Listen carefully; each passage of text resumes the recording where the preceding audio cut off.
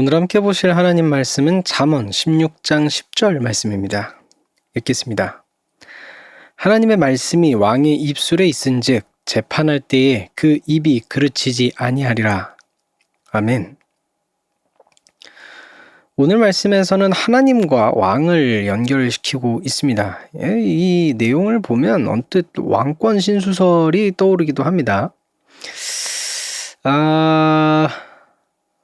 좀 그 배경을 좀 다시 생각해 봐야 될 것 같은데, 지금 우리가 읽고 있는 이 잠언은 전통적으로 솔로몬이 적은 것으로 이야기합니다. 솔로몬이 적었다는 걸 염두하고 다시 보면 지금까지의 이스라엘의 왕이 딱 3명밖에 없었습니다. 사울, 다윗, 솔로몬입니다. 그리고 이 3사람은요, 하나님의 인도하심으로 왕이 된 사람들이죠.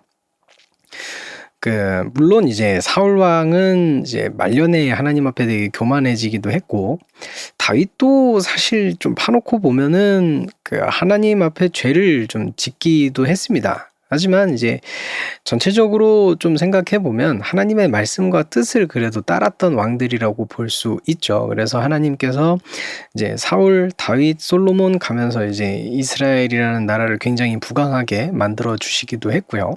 그쵸? 그래서 오늘 말씀을 기록할 때 아무래도 좀 솔로몬 왕이 좀 더 떳떳하게 이렇게 적을 수 있지 않았나 좀 생각이 듭니다.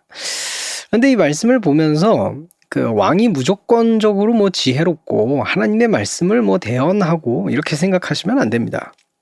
아무리 오늘 말씀이 좀 왕을 옹호하는 측면에서 좀 생각하고 적힌 부분이 있다고 할지라도, 그리고 이제 후대에 실제로 만약에 이 말씀을 그런 식으로 오용했을런지는 모르겠지만, 그래도 오늘 말씀의 내용을 좀 보시면요, 조건을 찾아볼 수 있습니다.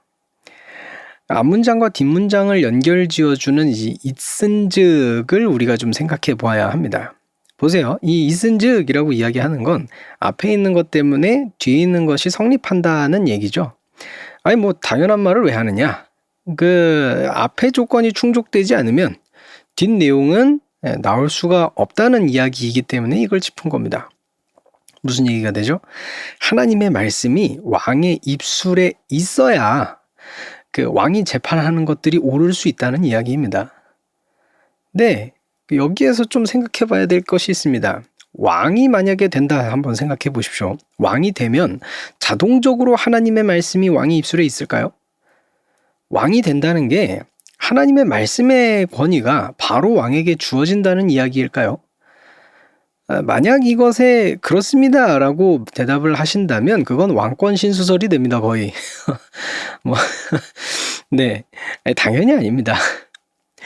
왕이 되면 그냥 왕의 권위를 가질 뿐입니다. 하나님의 권위가 왕에게 있을 이유가 없죠.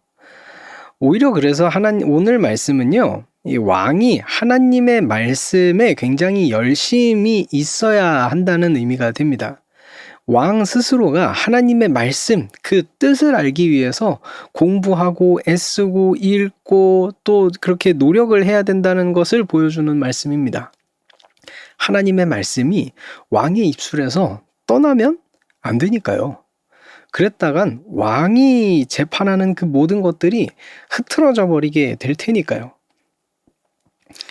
물론 오늘 말씀을 읽는 저는 왕도 아니고 어떤 권세를 가진 인물도 아니지만 오늘 말씀을 통해서 하나님의 말씀 그리고 그 말씀의 뜻이 저와 함께 하시기를 소망합니다.